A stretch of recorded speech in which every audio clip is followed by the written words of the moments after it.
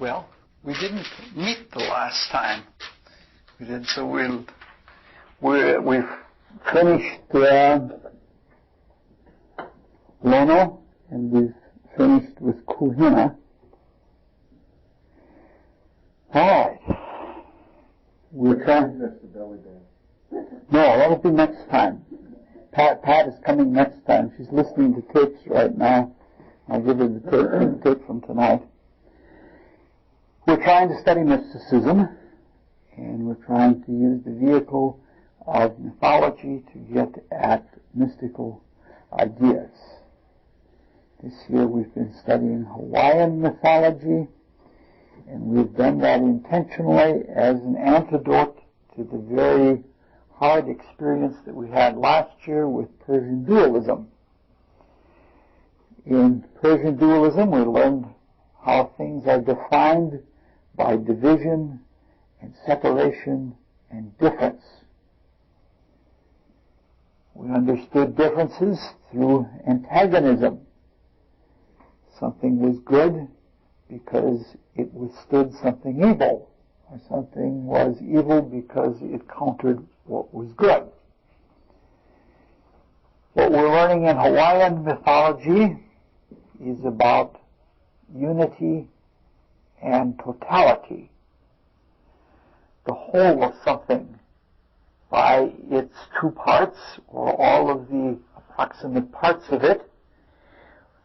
The whole is more than the sum of its parts, but the sum of the parts give the sense of the whole.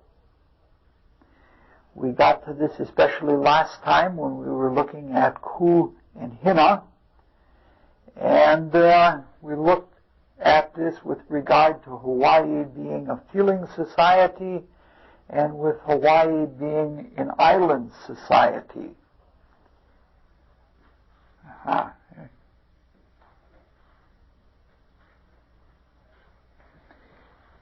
If one lives on an island, especially like a mountainous Hawaiian island, one can see the whole of the island. You can have the total of the experience. And everybody shares that experience like one gigantic family. And so there's a feeling of wholeness or of totality. And with Ku and Hina, we saw it with the upland versus the downland and all sorts of divisions of that type. We saw that the Hawaiians took islands and related them to the ocean, and that was the sum of things.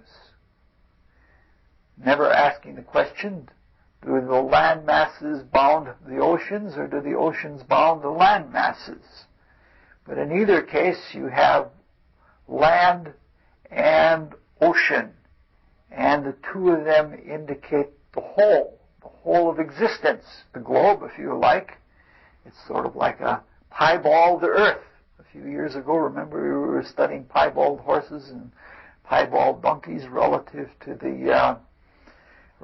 the mysteries and to the colors of the moon and everything else. And we saw that this consciousness of Hawaiian mysticism, kahuna, extended like sculpture to everything that is and the negative space where things could be, so that the total of an indefinite existence, the definite whole and the indefinite non-whole, represented the totality of being. You might say that this, or even the stars, represent a piebald totality in all space, and that's the way they saw things. We've been looking at Hawaiian Trinity, and the thing that we noted about Hawaiian Trinity is that Hawaiian Trinity is very much like every other Trinity, so much so that it seems surprising at first. But the surprise, I think, is because we're so provincial. we're locked in our own small-minded consciousness, and we don't know anything. Oh boy, that's some real peasant farmer types today. A man 81 years old, still farming hundreds of acres all by himself alone, basically. And talk about small consciousness. It was shocking to me that it was still like that. He still speaks German and all. You know, all he cares about is work. I don't think he even cares about his wife. So she sits in the house and hides herself in chocolates and soap operas, even to the extent that it was hard to have a conversation with somebody you hadn't seen for 40 years. There's all kinds of things to talk about. She was constantly wanting to see what was going on in her soap opera. But you're only surprised if you have that small consciousness. If we have our consciousness in the universal spirit, in the one which relates to all things, or all things have their existence because of it, there are no surprises, because everything is just as you expect it. So it is, we have been habituated to think small. The first thing that we looked at, or the first of the Trinity, we started with the third member of the Trinity, we looked at Lono. And we saw that Lono was very similar to every other third that we have ever studied. Lono was a fertility god, primarily of generation, especially sexual generation and birthing. And Lono was the god of objects, mostly the Lono pole, which was a very much exaggerated phallic symbol, the masculine symbol, and the food gourd, which was basically spherical. The last time that we met, we talked about Ku, or Ku and Hina. And Ku was also a Hawaiian fertility god. We saw that Ku Hina did not so much relate to objects as much as to paradoxical relationships between objects, so that the vertical was ruled by Ku, and the horizontal was ruled by Hina, and that between the two of them, all relationships, or all pointing of any given center, could be located through them. This evening we are going to speak about the first member of the Trinity. So we have Lono, we have Ku, Hina, and tonight we're going to speak about Kane.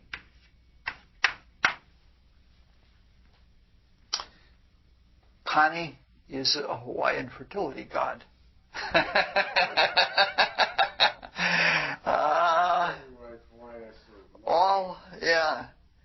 Well, Hawaii is a very rich, fertile place. And it's true that all of the gods are creative. And to the mind that is focused on things of the earth, pleasures, and reveling in them, it's not surprising that creativity would be seen as fertility. Not at all surprising. This can probably be short tonight, I think. It'll be under 90, I think. The thing that most distinguishes Kane from Ku or Lono is power, potency. Kane is the most powerful of the three. Kane is the most puissant. This also harmonizes with every other Trinity that we've seen, that the first is always the most power and is distinguished by power, such that if we take in the Supreme Being, as seen in Western mysticism, the first is called power, and the second,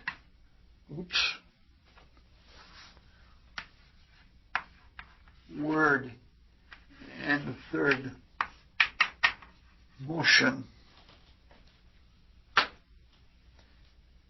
So we're talking then about a power that is associated with preference. It is the first in time, and it is the first in space, and it is the first altogether.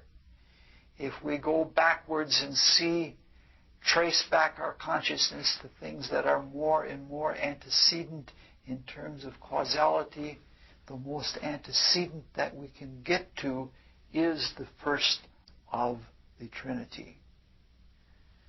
This carries right into the basic beginnings of things. And in all of the creation stories, and there are quite a few of them, and we're going to read about 4 or 5 creation stories really quickly. In all of the creation stories, it turns out Kani is right at the middle of them. All right, the first one is, in the first era, Kani dwells alone in continual darkness, which is called Aika Poloa. There is neither heaven nor earth.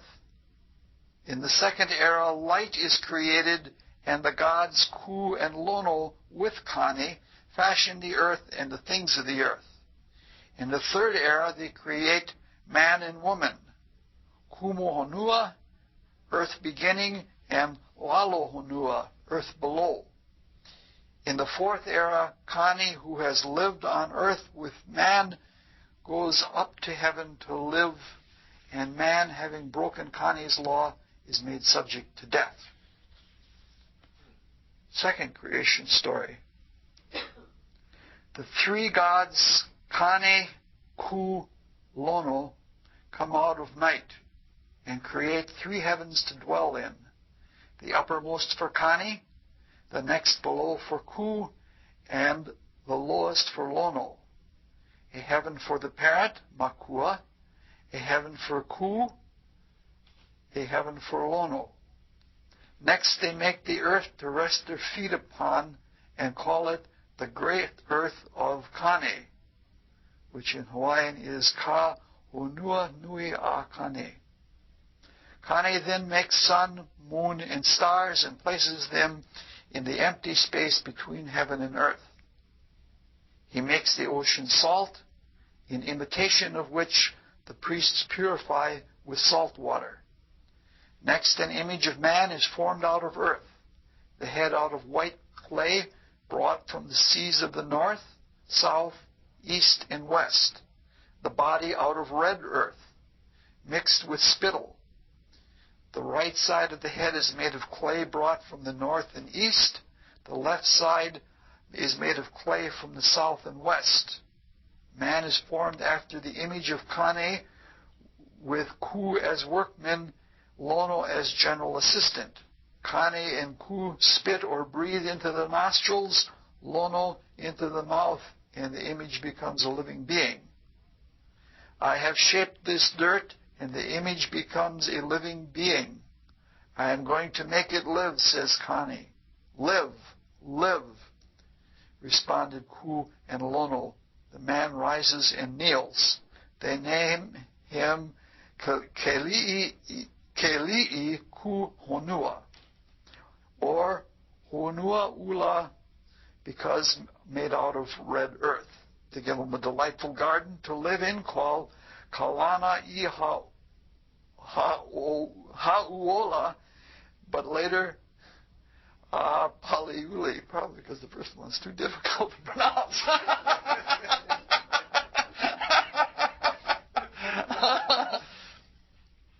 Situated on the island of Kahiki Honua Kele, the island that moved off, and fashion a wife for him out of his right side, call her Keola Ku Honua.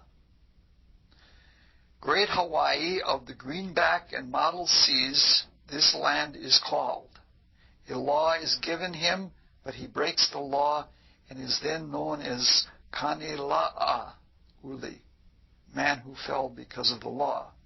In the original garden, Kumuhonua and Lalohana, his wife, are to be found, the pig, dogs of various varieties, mo'o of many sorts.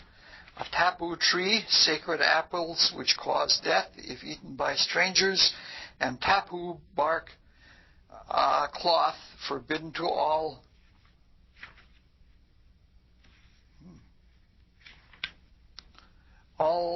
but the high chiefs. Some that think that the la'u, which caused the expulsion of the pair from the garden, refers to these things. The garden, which is very sacred, goes by a multiplicity of names. It is the great white albatross of Kane that drove them out of the garden. Kumu Honua Mokopuni is the land to the eastward to which Kumu Honua retreats after he has broken the law, and he returns to Kapa Kapa Ua Akane and is buried in a place called Kumu Hanu Ua Pu'u, which was afterwards called... If you think I'm going to pronounce all of these, you've got another guess coming. All right, this is a third creation story. Kane as a triad. Kane, Kana, Lono. Kana is another name for Ku.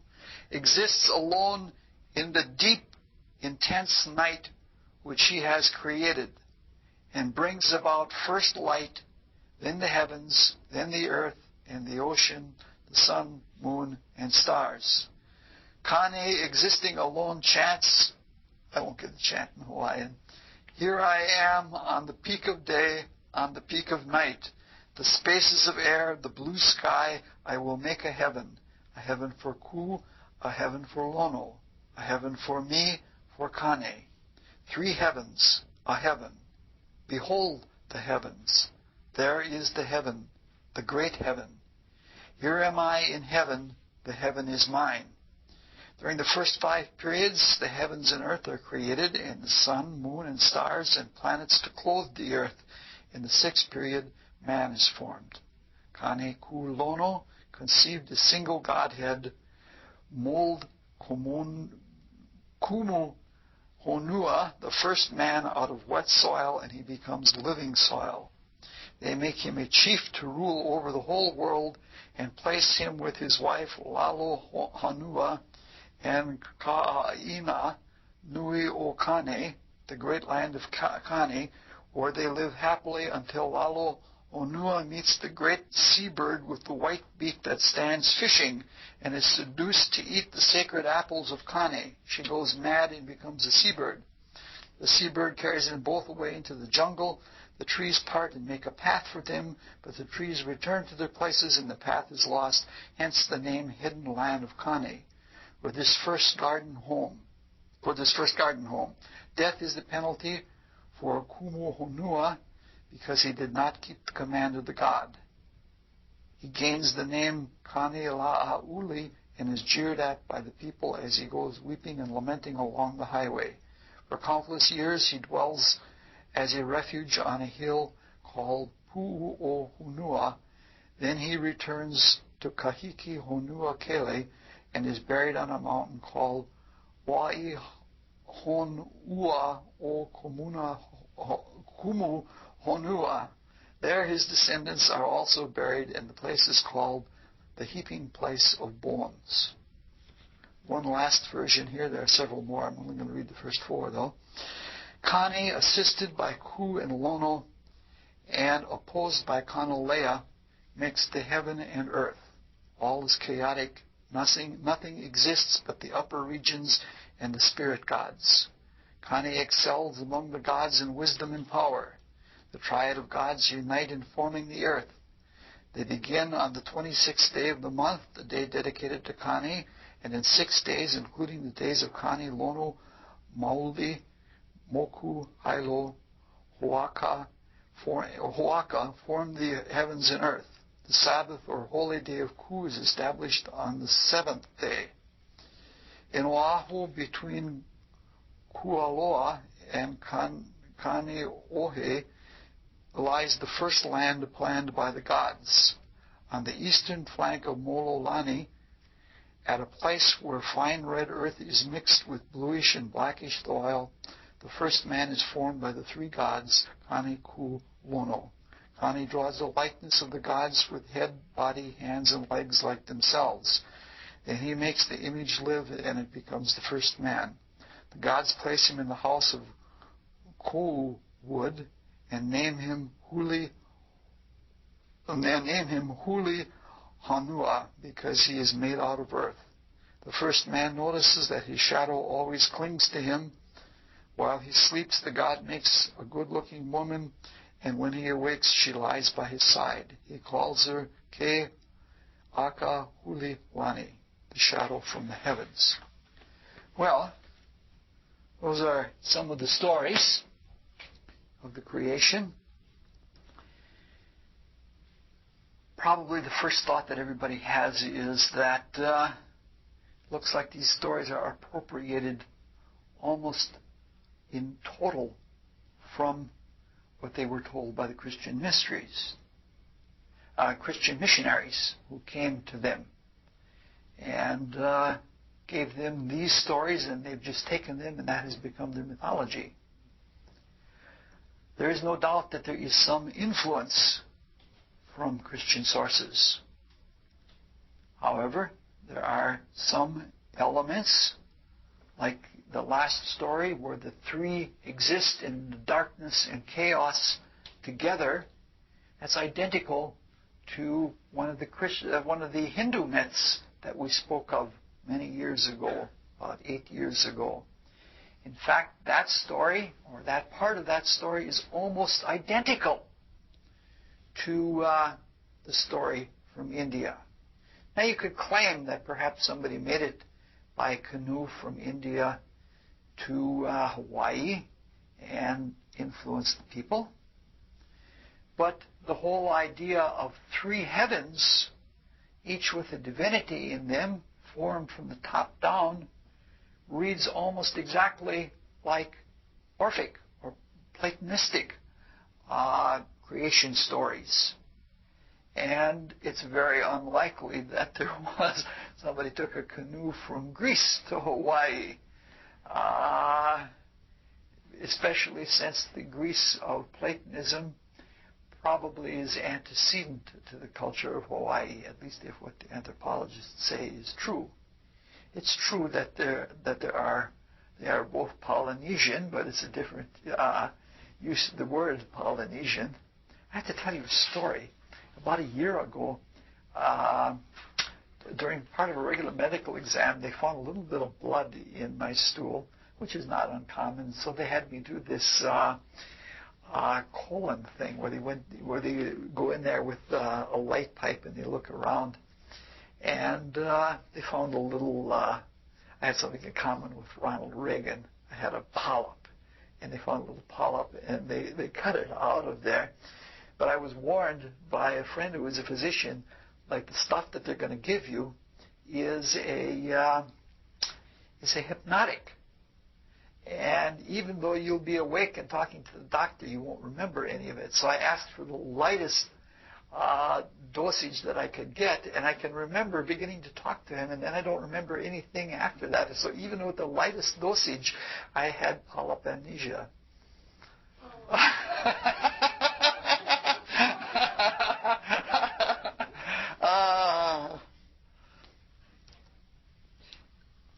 Now, so it's clear that there must be some influence from the Christian missionaries. But how much is the question? A lot of scholars and a lot of anthropologists and researchers in the 19th century tried to figure this out. And they went to places of Hawaii that were untouched by the missionaries or were unreceptive to the missionaries, and they collected as much data as they could find in those places. And what they came up was that there were variants of these stories that had no Christian elements in that were very much like these stories. Very much like these stories. So the conclusion that they reached was that the Hawaiians were influenced by Christianity, but they were influenced by Christianity because what Christianity was teaching was similar to what they already knew, and they were open to it. In fact, they even had a myth that white people were going to come someday, and they accepted them readily, and they were very friendly, perhaps too friendly to them. But so this brings up a really interesting thing. How is it that one society can overcome another? And usually the overcoming society is a brash society. If you look at what the Romans did to the Greeks, or what the Huns did to the Romans, or what the Christians did to the Kahunas, because the Kahunas probably knew more mysticism than the missionaries that converted them. And it's always amazing how this is possible. And what's even more amazing is that the society that's overcome knows that it's going to be overcome, but it just remains steadfast in its ways until the inevitable end. The real strong example of that is Native Americans. A lot of the Native American chiefs, especially in the Northwest, knew what was to be, and they said, yes, we know this is coming, we think it's stupid, but there's that people who have no spiritual values and kill everything, how they're going to overcome, why the Great Spirit would allow that, but we know it's coming. And they just kept on with their way of life as much as they could, but it overcame. So I guess this is another case again where we shouldn't be surprised that the mythology of Hawaii is like the mythology of India and like the mythology of Greece, and that it had elements of Christianity even before there was Christianity there. It's something like the 100th monkey effect, that when enough people get something and it's awakened in their consciousness, it radiates to everyone.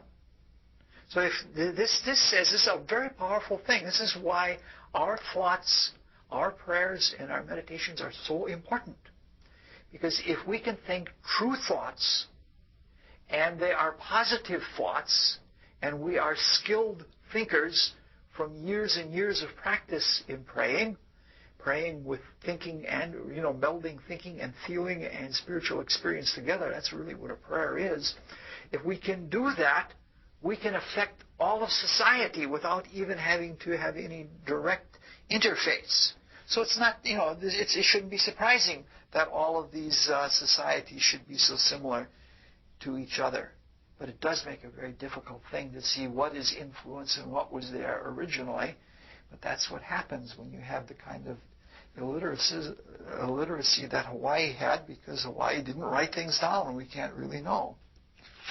The claim is that the missionaries really had easy pickings with the Hawaiians because the Hawaiians were so willing and ready to be converted to Christianity in the first place.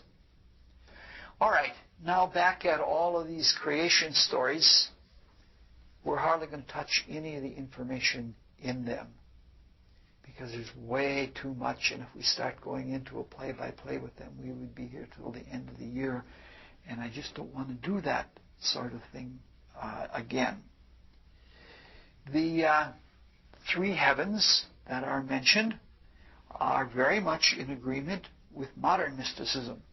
Now, when we're talking about the three heavens, the heavens of Kane, Ku, and Lono, we're not talking of like first heaven, second heaven, or third heaven that St. Paul talks of when he talks about his conversion experience when he sees the light in the invisible worlds. That goes from the other way around.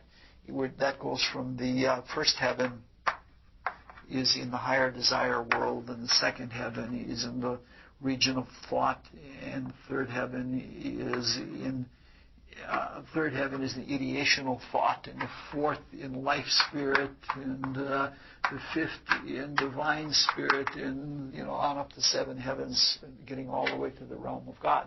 What we're talking about here is completely in the transcendent worlds. And this fits very exactly with the Greek notions that we studied a few years, that the noetic would be like the heaven of Kane, the noetic and noeric would be like the heaven of Ku, and the heaven of Lono would be the noeric heaven.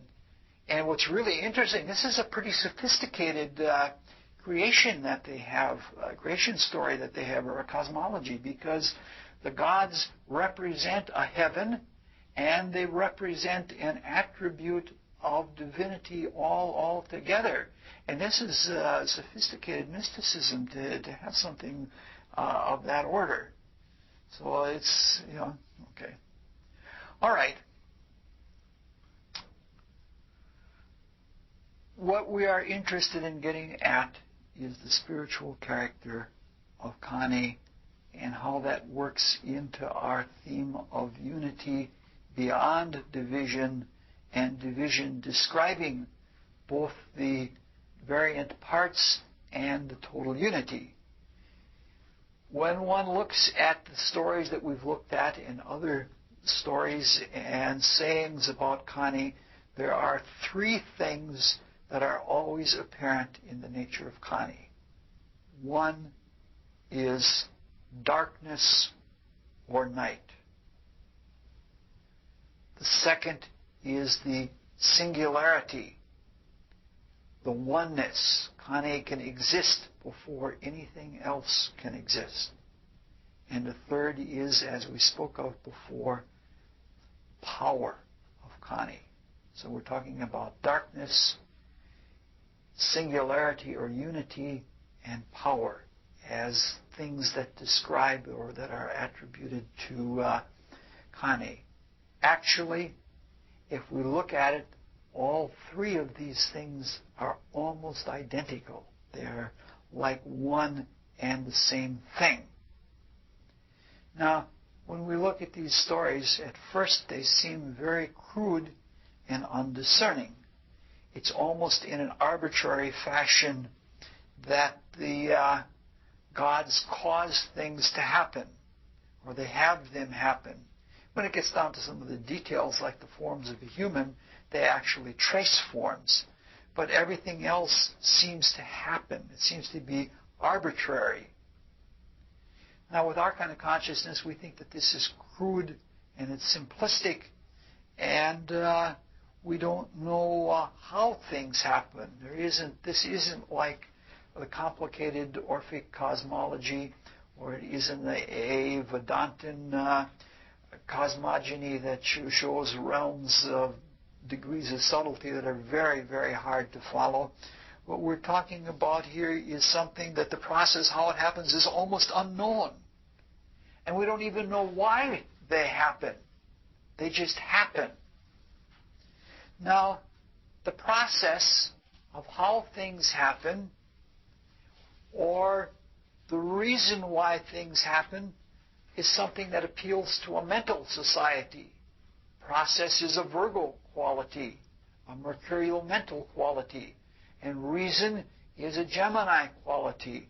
It's, again, a mental quality.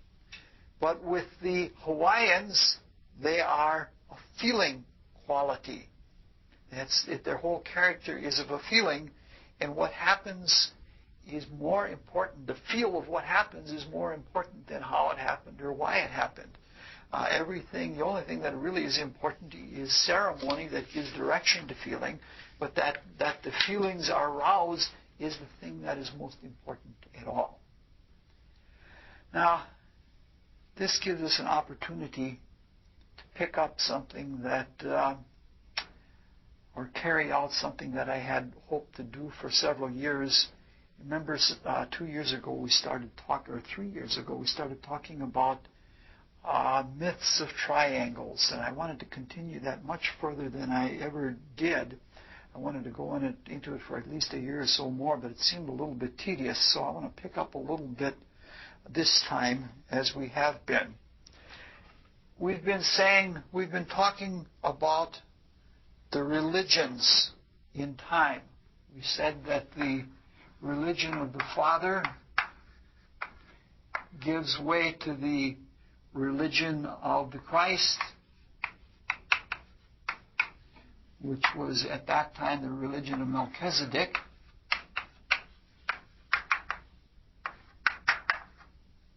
And that gives way to the religion of the Holy Spirit, which then turns around and goes back to the religion of the Christ in a conscious sense, and then that goes back to the religion of the Father. It's sort of like we come down the ladder to awakening in individuality, and then we go back up. This is a pattern that is repeated over again and again and again, in small scale and in large scale in evolution. Obviously, there isn't a direct connection between the religion of the Holy Spirit and the religion of the Father, because things descend from the Father to the Christ to the Holy Spirit, and from the Holy Spirit back to the Christ to the Father. But in pure spirit, in a flat sense, that connection between the Holy Spirit and the Father is possible.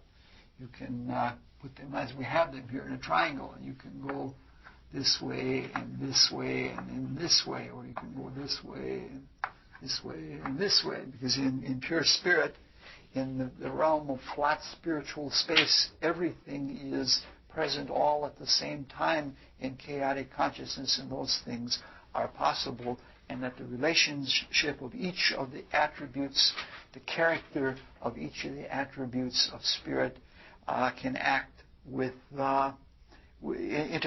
with each of the other characters and attributes. We're trying to understand how the spiritual consciousness is awakened and what it is like when it is awakened. And we talked a lot last time about personality types.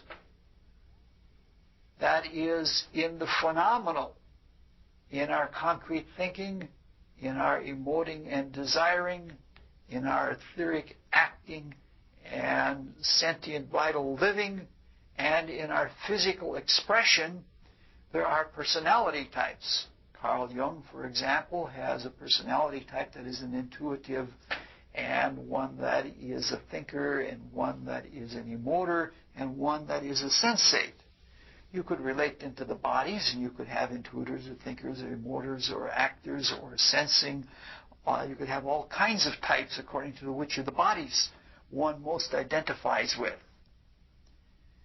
Now, there is a relationship between the personality type and the development of the character of spirit. That is to say, what we experience in our personalities affects what is awakened in spirit.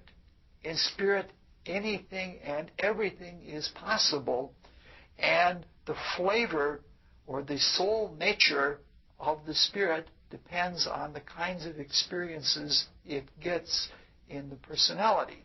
So there is a direct relationship between personality type and spiritual character, which is what we're trying to get at.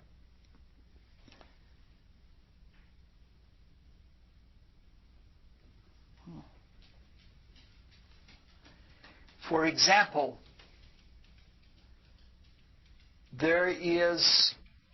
we talked last time about Western society being a mental sensate society. For our society, all that is real are the things of the senses and what the mind can do with it. There is also in character, there is a willing and thinking character in the spirit. And these two are actually related. If we take the threefold spirit and the fourfold body, the divine spirit is reflected in the physical world. And therefore, if one is sensate and does a lot with material objects and works with the application of will on material sensation, one becomes very strong in willing. Whereas if one does a lot of thinking about material objects, then one becomes in spirit a willing, thinking character, and in personality, a mental sensate. So there are direct connections between personal experience and personality type and character development in spirit. This is the kind of thing that we were trying to get at with Oedipus. We were looking at Oedipus killed his father and married his mother. This is the saying, like the third, the child shut out the first or the father and united with the mother.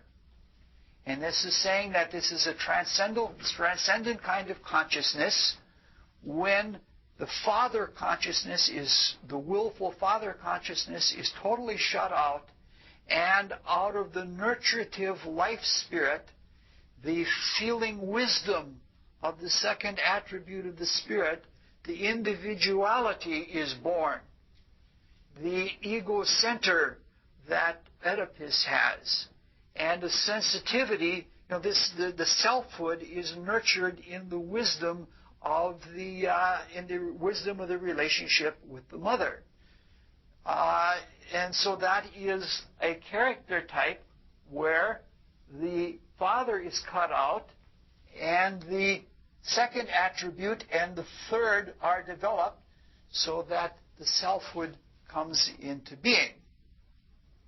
So it's not only an incest myth, it is a myth that is about the development of self, which probably couldn't take place in the way that it did if there were too much of a dominance of the father. If you look in all hero myths, the psychology of the development of the character of self is such that all of the great heroes, the father is never present. The individual father is not there, and then the personal or the self is allowed to develop in that kind of fertile ground for individuation. If we look at things in another way right now, when we have come to self, if we look in the Christian religion, at least as it's portrayed in the Bible, the relationship of the Holy Spirit in Christ is such that we are told that we are to forego self. Not that self is to be destroyed, but that we're to forego focusing things only on self, and that as we do so, the Christ will take us back to the Father. That is to say, as we move away from this island, this personal preoccupation with a little small consciousness of selfhood, and give ourselves to something of love beyond, then that will relate us back to the ultimate quality of Father. All right. This is something that follows historically. Let's take some examples. There'll be second-hand examples, but something that we've all read. We've all read about the past of Lemuria and Atlantis, which came before our post-Atlantean times with us as we are now. We're told that the Lemurians had in their personality experiences that were experiences of feeling and of sensation. There were trials of bravery, fights to the death, and people roasted each other on spits and did things like that. Anything that produced a feeling and a sensual experience of the external world was considered good. So you can say that the people of Lemuria were sensate feeling types. in their personality. In spirit, they would be of the religion of the Father and of the Christ. The feeling being of the Christ, the sensate by reflection with the Father. Then in feminine incarnations in Lemuria, we were more receptors, but they were, listening to nature and harmonizing ourselves with the quality of the external world rather than by feats of will and bravery. We did it by receptivity, but the effect is the same, that we were feeling sensate people. The character, as described by most authors, or all that I've ever read on it, is that in Atlantean times, there was a large focus, not so much on the feeling experiences, but on memory, and memory that made intellectual connections. That is to say, we were taking these feelingful connections and hanging on to them until, or let's take it into personality. We had these feelings, and we hung on to the feelings until we had intellectual connections, first through memory, seeing that this feeling was associated with that feeling, until we could eventually make intellectual connections of cause and consequence, and we could then understand the world as law. And so the personality was a feeling, mental type of focus in Atlantean. So that our spiritual character became Oedipal. It became the character of a feeler-thinker as a consequence of remembering feelings until we could make intellectual connections. At the end of Atlantis, when we were living almost completely in the Jehovistic consciousness of the Holy Spirit, self became almost the whole in its own being. That is to say, from the experience of beginning to think, we became aware of the thinker. We became aware of self. And to the extent that we are aware of self, are we ready to wake up into spirit and begin going back up the ladder from the third back to the second? So what I'm trying to say is that different epochs in the history and evolution of humanity have different accentuations in personality types. And these different accentuations in personality type lead to different character in spirit. And this leads to our spiritual awakening that actually draws us out of matter when we have garnered as much as we can garner from the experience of the sensate worlds.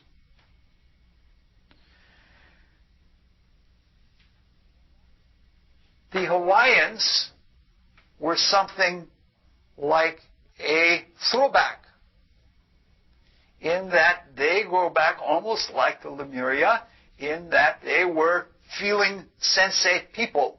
They were very passionate. They liked, their personality type was they liked to be satisfied, and they liked the arbitrariety of satisfaction. This even describes their kahunas. Their kahunas were basically power people that had to be satisfied.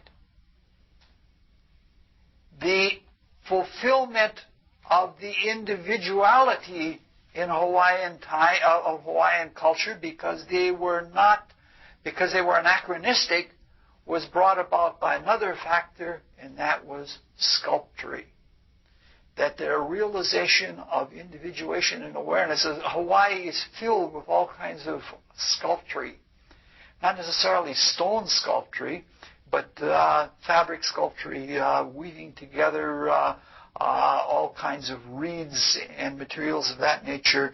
And almost all of their religious art is sculpted religious art. All right, I guess we got that idea, and I don't want to belabor it too much because it's something that we can come back to again and again, if necessary.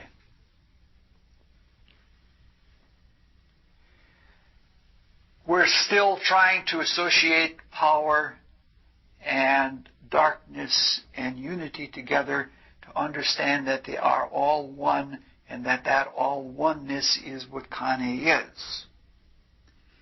The Greeks had a triad of character of truth, beauty, and goodness. Truth was associated with the third, the thinker.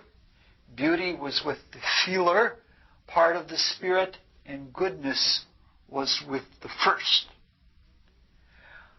The Greeks, or the Orphic mystics, the Neoplatonists especially, had this outlook, but they were a very small minority in almost all of mysticism.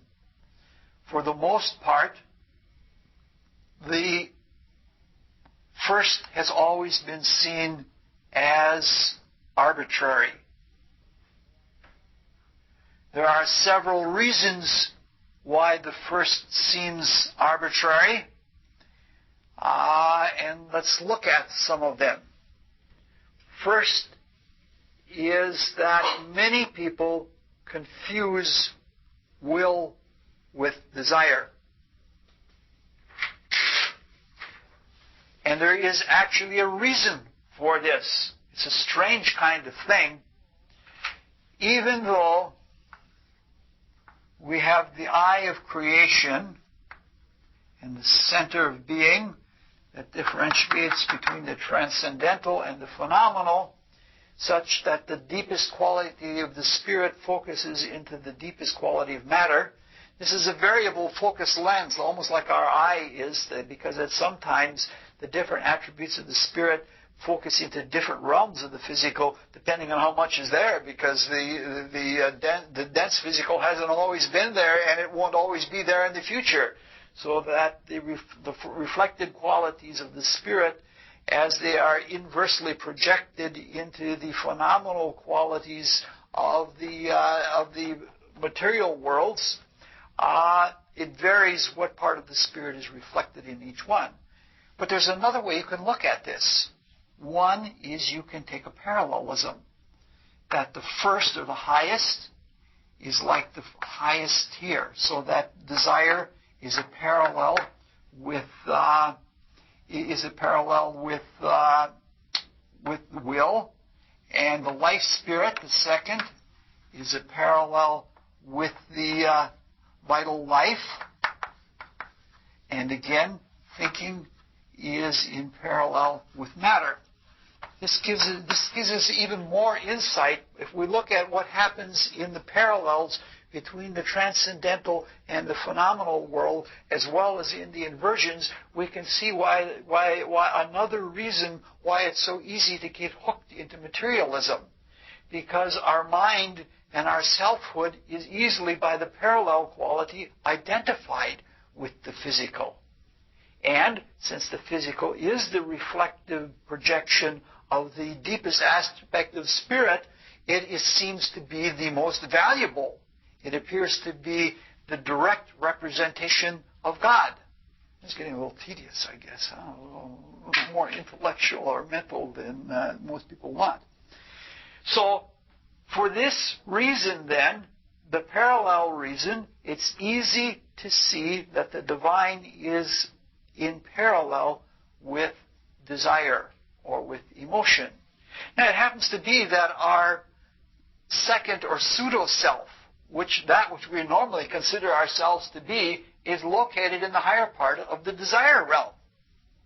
And it has abrogated unto itself the whole quality of the mind and the whole quality of identity. And it indeed, because it does not have the conscience and the spiritual nature in it, it is indeed arbitrary. So it's not surprising that we expect that any demonstration of power, or the parallel of divine power as expressed in desire or will or I must have this, would be considered arbitrary.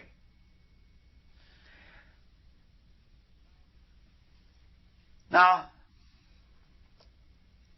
This is something, and by the way, this whole idea of parallelism, I've hardly ever touched on it at all in these talks, and it's something that's worth hours and hours and hours worth of talks. It's the whole idea. Carl Jung does very well with it. In fact, he doesn't have the vertical at all, and that's the weakness of his outlook. But his whole idea of synchronicity, everything happens in parallel in synchronicity. Is it too hot in here? Yeah. It is. Let me open the door. I don't want to open the windows up because that just gets to be a mess. Let me open some doors up here. Beautiful. Yeah, a big moon out there too.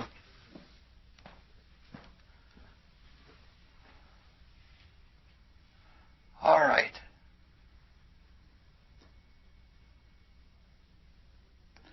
All right, we have a little bit of the idea of one of the sides of power.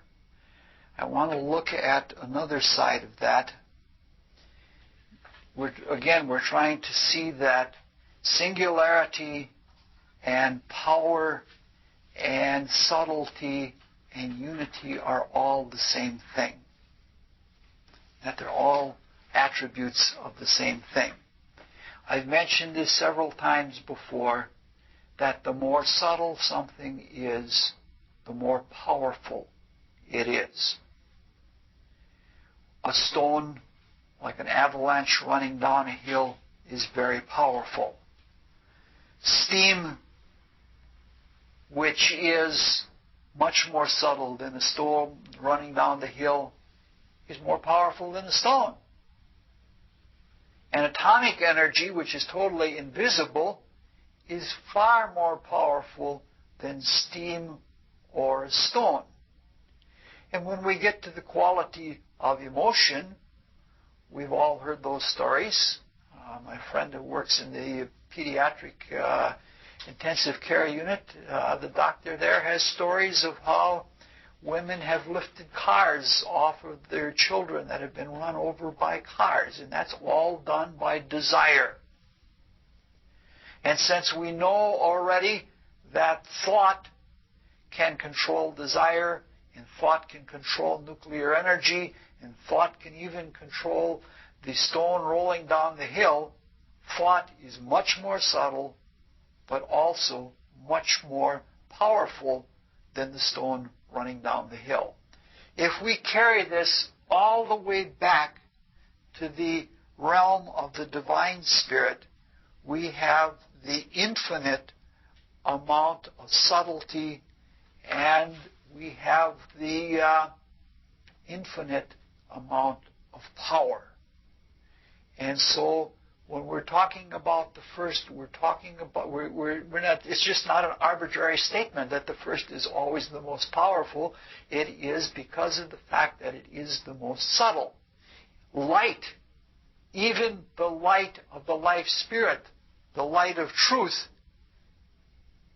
which is subtle, it goes beyond even an idea in its subtlety, but it's still gross when you compare it to darkness. Darkness is more subtle than light. With light we can either see objects or we can see light itself. But darkness is more subtle than any kind of light at all. Light is found in darkness, and light comes out of darkness, and everything else comes out of light. So this is why in all the mythologies that we have studied, going back to the Greeks, that the first thing that is created is darkness, and then some kind of objective within the darkness as a night or something like that.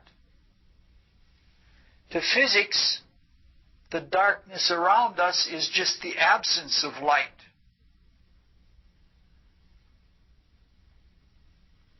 To mysticism, darkness interpenetrates light. It is so subtle and it is so unmanifest that it is not even lit up. And the only thing that we can do is the only word that I can think of that works is can.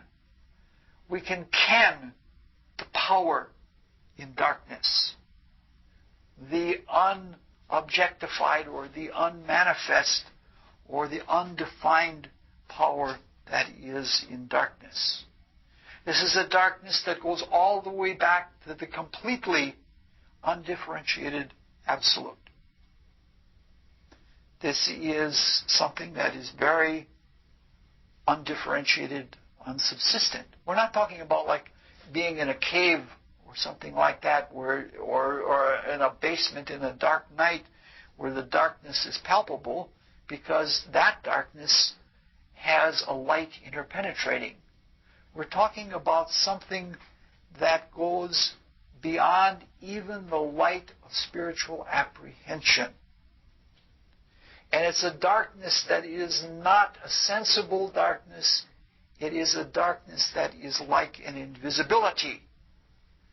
This power of subtlety in darkness has always been associated with invisibility. For example, the famous helmet that Siegfried puts on, the helmet of illusion, he can put it on and he can appear like whatever he wants to, or he can be invisible. Light shines in darkness, but the darkness doesn't comprehend it. That means it doesn't grab it. It's so subtle that it just lets it shine within it because it knows that its invisible all-presence will never be totally, or it will never be in itself enlightened. This is really subtlety. It's very great subtlety. It may sound almost like blasphemy, but the light of truth, that is the life spirit, or the Buddhic plane, or the home of Vishnu, even that light which is seeing truth, even that is splashy in its obviousness compared to the invisibility of divine spirit.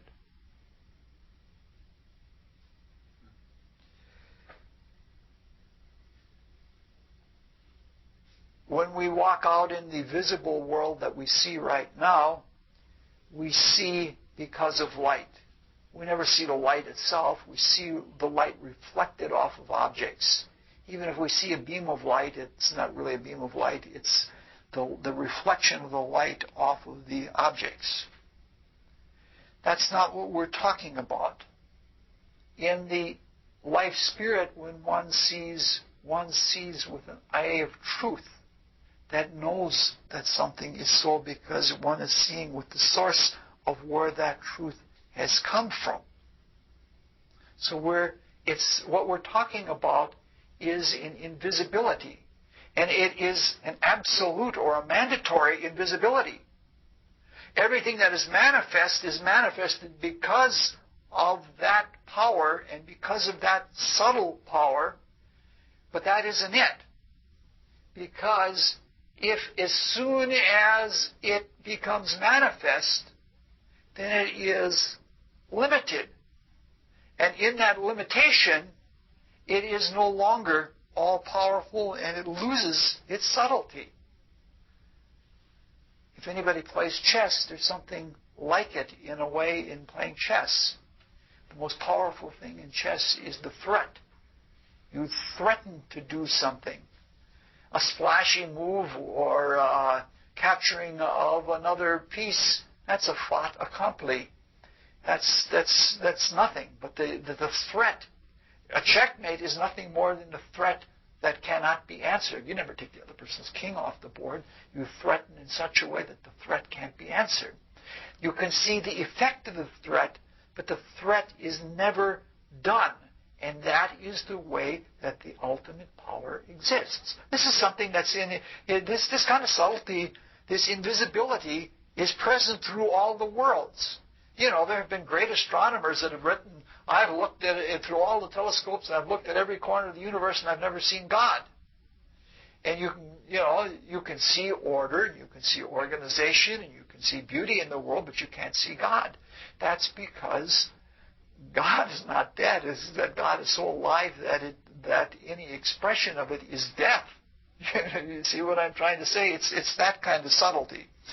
And so this is the kind of omnipresence, the kind of subtlety, and the kind of unity. In the darkness, everything is the same. You know, it's all part of one. Or oneness, I guess would be the better to say. Now, there's something terribly ironic about it, and it's an irony that the Buddhists love. But the irony of the creation, as glorious as the creation is of a demonstration of majesty and might, it is also a demonstration of the limitation of the Spirit. As powerful as something that would distribute all the matter through space as far as we know it, that is not an expression of power. It is, by the same stroke, an expression of limitation. How bright the light shines depends on how available or how capable the power was that was behind it that caused it to shine. This is something that even the truth, I don't know how to say it, the truth is as true as the being of the one can express itself. That were the divine Spirit more potent, the truth would be truer. I don't know how to say it. The lucid light would have more light quality to it. So we're trying to get to is that the expression is an expression of the power of the invisible, but it also shows the limitation. It's an expression of the divine, but it is not the divine itself. This is hard to talk on this stuff without it sounding trite. We're talking about a limit. And we're talking about limits that are internal to the divine. And we're talking about a limit very much as it occurs in mathematics. Like, for example, the limit of a polyhedron of n sides, equilateral polyhedron of n sides, is a circle. That is to say, you can start out with a square, or you can go to a 5-sided figure, or you can go to a 6-sided figure.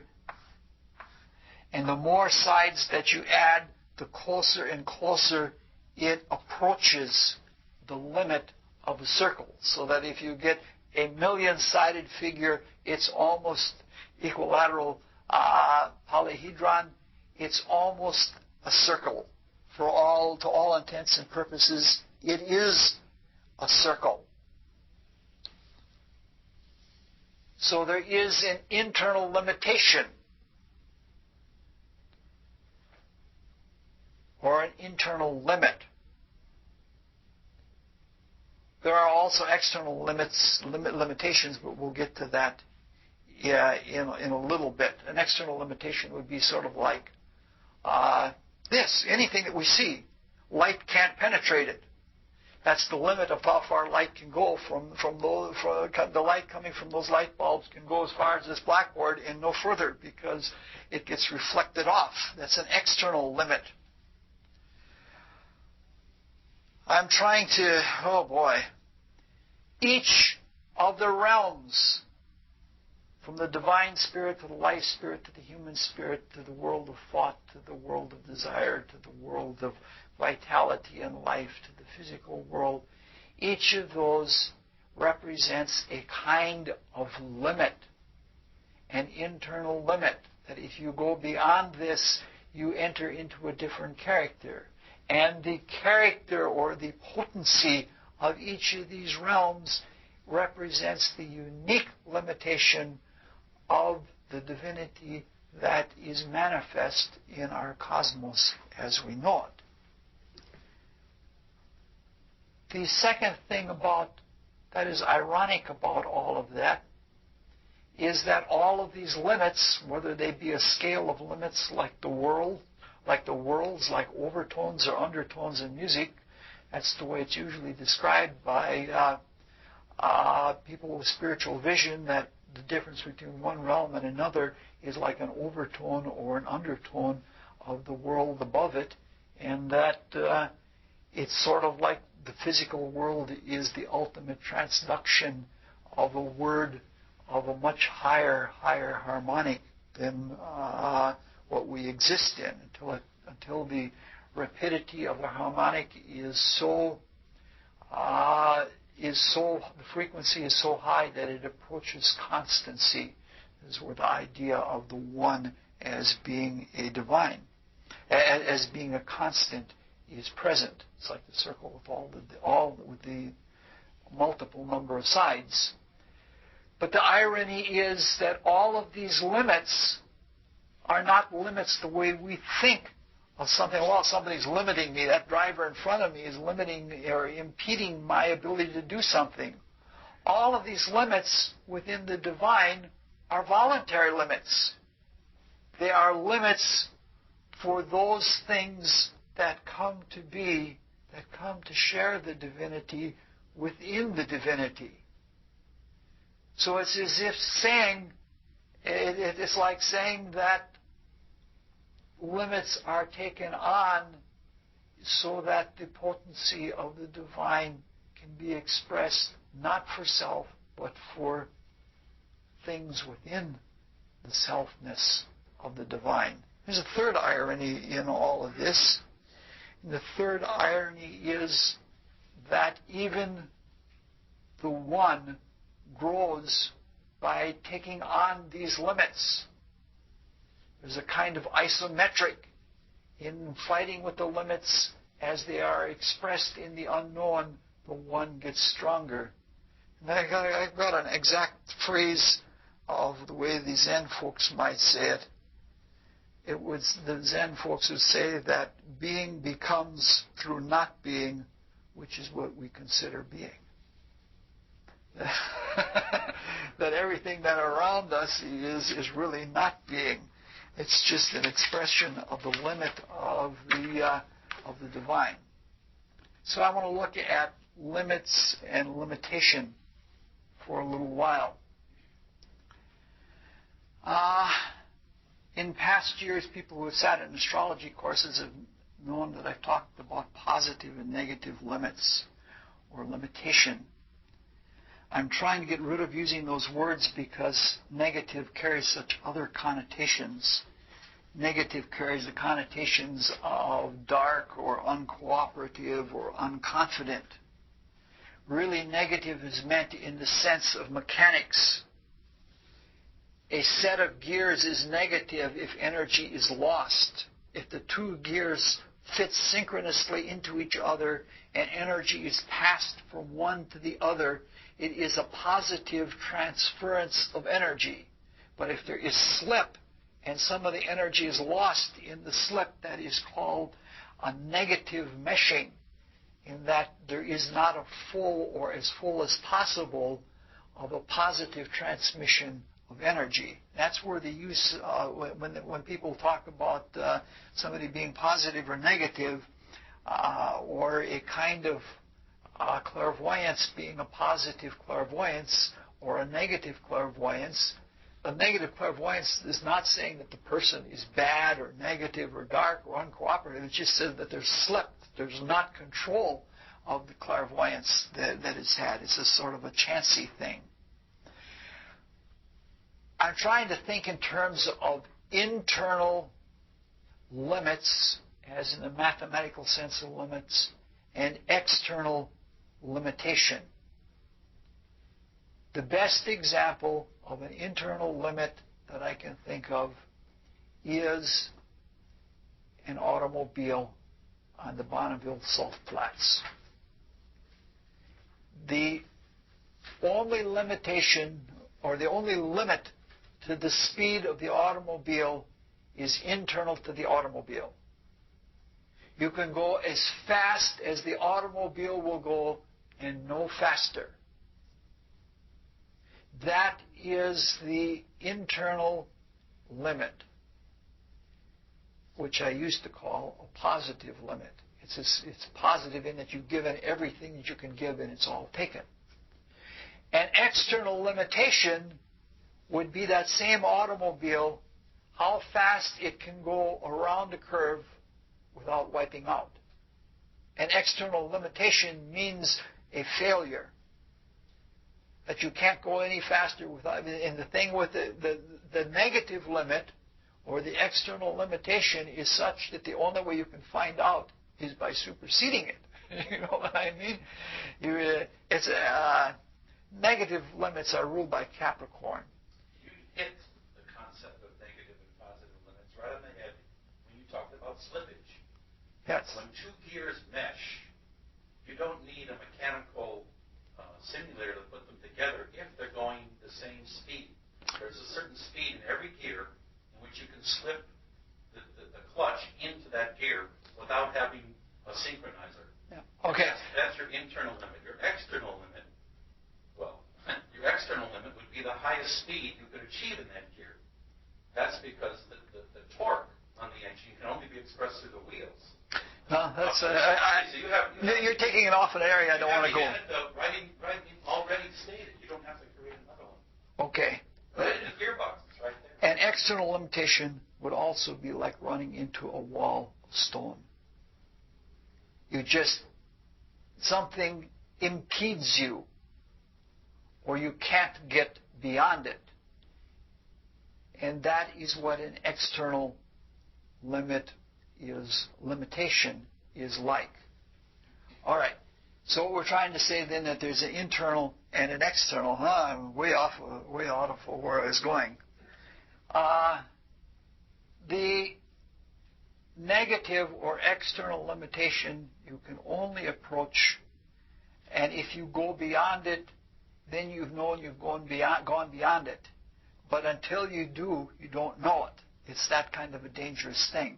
It's like a 1 in popcorn popping. We have talked about this in astrology classes. The ideal is if you have a pot, you try to pour in as much popcorn as will exactly fill the popper without any spilling over. When you have one, when you have one spilled over, you know you've reached the limit. If a bunch spilled over, you've very much misjudged. But if none spilled over, you don't know. You don't know if you've reached the limit or not, how many more you could get. It's that kind of a quality. All right. Light that reflects off of objects, which is the light that we know most, is the light that we work with every day. When there is that kind of reflection, that kind of impedance to the light, so that it reflects back, that's an external limitation. All right. All of these, either of these kinds of limitation, but especially the internal limitation, provides a tension. That is to say, if one is putting oneself as deeply as one can into one kind of consciousness to the limit of one's ability, this gels that kind of consciousness. There is an internal tension, and that internal tension produces a substantial nature to something. And this is the way Kani is described. Kani is described as a tension that is the tension between light and dark. Some of the portrayals of Kani that I like the most is that Kani is with clothing that one half is white, one half is black. Sometimes it's the upper white and on the right side white, and the lower left on the white on the lower part white, and such like that. But you have the whole idea of a tension between light and darkness. I don't know how many people are on the edge of clairvoyance, but if one is on the edge of clairvoyance, between a shadow and a bright statement of light is where one first is able to move into the ethers and see through. That where one has that edge between light and shadow and looks into the shadow, one then sees in between. So Kane is, for the most part, then described as the relationship of tension that is between light and darkness. The other manifestation of Kane is through external limitation. And Kane is then, in that regard, seen with Kanaloa. And Kanaloa is the Hawaiian Araman. And they are opposites to each other. And they are always present to each other. They are the Ormazd and Araman of Hawaii, but they are not adversaries to each other. They are friends. Kanaloa is a god of darkness, and he is a god of obstruction. Kani and Kanaloa are usually pictured as a white stone and a dark stone. And it's not, you don't always know which is which. Sometimes the white stone is Kani, sometimes it's Kanaloa. Kanaloa is also the squid god. And as the squid god, he is the god of death, instantaneous death. Kanaloa is propitiated and even worshipped. But Kanaloa is always present with Kani. They're always together, just like light and shadow are always together. They are not antagonists. They are not adversaries. They play off of each other, and they have all kinds of adventures together. They find water together. They find a barrier from where fresh water meets the salt water. You know, there's a place in a beach that is far, that the palms will only grow so far, because the salt water, once the salt water invades, then life cannot, the freshwater life cannot live in that. And so in the ground, there's actually a barrier. It's a great science of producing such a barrier. They make fish ponds together, in that Kanaloa is the dammer, and Kane brings the power of water together. They drink their awa together, AWA. They're joined together in every kind of activity. My favorite activity that the two are joined in is in astronomy and astrology. The East, we talked about the East and the West in terms of perspective last time with Ku and Hina, but in terms of the true nature, the East is called the high road of Kane, and the West is called the red road, or the much-traveled road of Kanaloa. The sun is going to its death in the West, Saturn being the lord of death. The Tropic of Cancer, this is one of those cases you don't know which color is associated with which. The Tropic of Cancer is called the Black Road of Kane. And they don't give the exact name for the Tropic of Capricorn. But as the sun goes north and south, the limits of how far a Kane can go without Kanaloa limiting or how far Kanaloa can bring the forces of death in without limiting life and life coming back. So like the walls of the sun's path, the tropics of Cancer and Capricorn are ruled by Kani and Kanaloa. Now this is not a unique notion. Dance originated in something of this, at least dance in the Western world.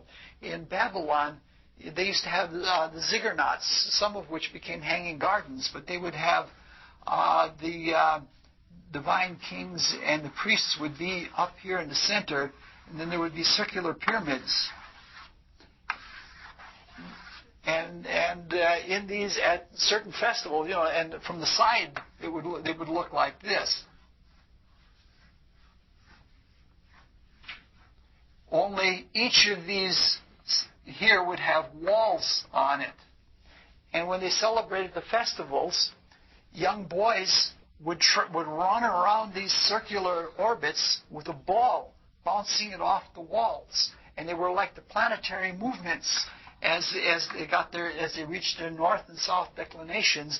And because you could only run at such a speed, there would be so many circuits in the center one before there was one circuit in the one next to it. And the whole objective was to keep the ball. And these were each painted a different color. What's the name of the man that wrote this wonderful book on dance? Walter Sorrell. He was probably in this century, he's probably the premier dance critic. He wrote a book just on the human hand and all of the movements and shapes and things like that. But he talks about how the games were celebrated in the ziggurats and how they were astrological game, and that if we're from seeing it from above, it was like seeing the cosmos in action. And if you think of the relatives to the celestial equator, I have the word for the celestial equator too. The celestial equator is the road to the navel of Wakia, the road of the red spider, sacred to Ku.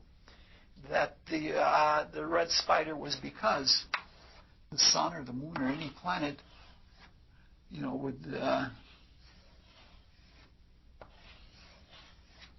it would make a spider web. But anything goes back and forth between these walls. And the texture of life in the whole year, which was the encompassment from the growing season when the winds came from the direction of Tahiti until they were lost and until they came back again, the texture of the whole year was determined by the limits of growth and the limits of death. And what I'm trying to say is that the relationship of power and the internal obstruction or the internal limit or the external limitation of what the unity, the subtle power can manifest, in the manifestation of it, the tension produces a texture. So that the idea of dualism, as it is manifest in Hawaiian mythology with regard to the highest, is that the texture of all being, all of the word, all of the vibration of the whole manifestation is as a result of a dualism that doesn't only describe the whole, it actually is the stuff of which existence is made. Without this kind of expression of will, and without the limit, and without the constant back and forth between limit, there would be no tension, there would be no structure, there would be no texture to life. And so we can see in the dualism of Hawaii that in approaching the unity or the wholeness of things, even the substance of existence is due to opposition, and it is due to internal limitation. If it weren't otherwise, if it were as we with our foolish disposable notion, where everything, we just use something once and throw it away, and there's no limit, and nothing comes back, There's no substance to a life like that. And so the Hawaiians have this very, very beautiful notion of tension. It's otherwise without tension within it, there's no music. You have New Age sound is what you have, and that kind of tension, the back and forth, the in and out, the black and white, the variation that comes out of that is what Kane represents, because all of it is a demonstration of power. The world that we see now, the texture of the world that is around us now, is how deep the divine, how deep the one can concentrate, can bring things down the ladder of undertones to the point of this world, and can hold the undertone in such a way that there's a concentration that is indeed palpable, and that it has its own external limitations, so that we can live in this world and think that there is only an outside and that there isn't an inside to everything that lives within us, as well as within the object that we're seeing, which is what the spiritual worlds, what the inner worlds are like. And so the expression of power, the assertion of the one, which never completely asserts itself, or else it wouldn't be the one anymore. It would be splashy like the light, or the objects that are made out of the light. It would lose that ultimate subtlety or invisibility in which its power is found. So it is that assertion that the whole world is an expression of. It is that this represents the divine, and it is through this, even though it is a limit and a limitation of the divine, that power becomes. And that's the whole idea of Kane as it is in Hawaiian mythology. And it'll be interesting to see next time whether the hula of Kane is something that has a lot of back and forth vibratory movements. Next time the talk is going to be extremely short, because Pat is going to give us our demonstration of hula, and it should be a lot of fun. Bob has been needling her and getting her all revved up, so she's going to come in here and do all kinds of great hula. I'm sorry I got lost in all of that. It was a very hard intellectual talk to put together. Anybody want any comments or clarifications? Or? You could also use the concepts of computer languages, the things called synthetic intelligence and artificial intelligence and human intelligence. Those also deal with all those limits, internal and external. But your idea of the gear was perfect, because slippage is both a positive and a negative quality in a gear without a synchronizer. I mean, you both have a moment in which the gear has to match the positive maximum power, and a gear in which it has to, a moment where it has to slip in. Oh, yes. It has to slip in, so you have a lower limit that has to be achieved before the upper limit. The next upper limit can be tried. Yes. Yeah. It's strange. Yes. But I knew that went by you, because you took such a Yeah. good idea and you just threw it away. Yeah, I'm rather profligate.